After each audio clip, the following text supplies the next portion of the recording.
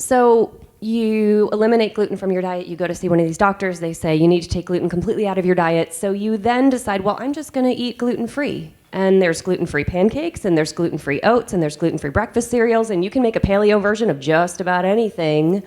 What's wrong, Stephen, with the gluten-free products out there? Well, again, it goes back to the processed foods and the fact that obviously if you're removing gluten, I think you have to presuppose that you're suggesting that your GI tract is already slightly damaged, it's leaking. Maybe there's some intestinal inflammation, potentially you're in adrenal fatigue and your cortisol levels are a little out of control.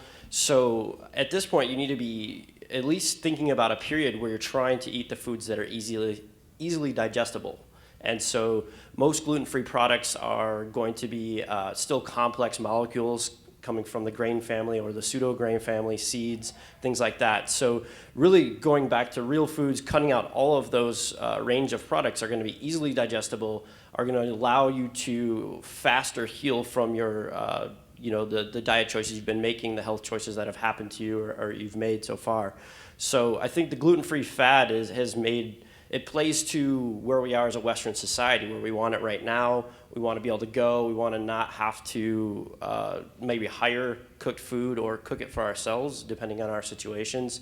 So I think it's a marketing thing to really play into where we are Western society.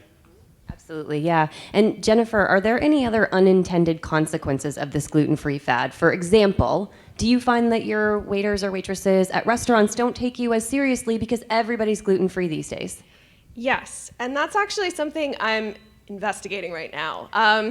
I have been to restaurants that are now calling their menus gluten-friendly or low gluten, which they simultaneously interchange with gluten-free. And I'm like, but what exactly does gluten-friendly mean? That's not a regulated term. So you all know the FDA ruling about the label gluten-free is required to be followed by restaurants who offer gluten-free food, regardless of whether they have a little disclaimer at the bottom of their menus. And that officially starts in August of this year. So I've actually spoken with the National Restaurant Association, who's the lobbyist group in Washington, D.C. for restaurants in the U.S., and they said that we will see a decrease in the number of restaurants that will actually offer gluten-free options because they can't do it. And as a result, because other terminology like gluten-friendly is not regulated, you'll hear that and see that more often. They do not mean the same thing. Just because, for example, we'll say French fries. So potatoes are inherently gluten-free. They'll go, well, it doesn't have gluten in it. I was like, but what about the fryer? Did you fry other things in the fryer? So always ask about the fryer, by the way. Well, we do put other things with wheat in the fryer, but, it's so little, it doesn't really matter. Those things are not gluten-free anymore. If gluten comes in contact, it's not gluten-free. It is contaminated. So we'll see a lot of problems where there's confusion because restaurants don't want to pay the money to get certified.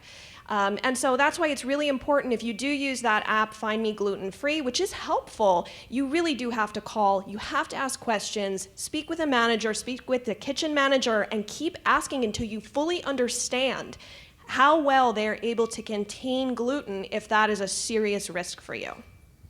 I just want to bring up one other point. Those are all excellent what they said, but back to that molecular mimicry that I brought up before, that there are about 18 foods that can cross-react or look like gluten to the body. So many of the grains are those foods. So that's also real, just that you could be eating something thinking that it's safe and that your body is still perceiving it as actually gluten and causing the same damage and the same inflammation. Actually, I'm going to follow up with you on that. Okay. I have read anecdotally that coffee cross-reacts with gluten, but the only study I could find points to instant coffee. Yeah. Can you clarify?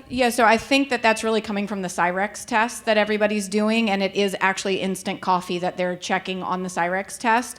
So I think it really created this whole buzz and fear amongst people, and it was the cross-contamination in the instant coffee, unless anybody on this panel knows differently, but that's what I understand from talking to And Cyrex. nobody should be drinking instant coffee anyway.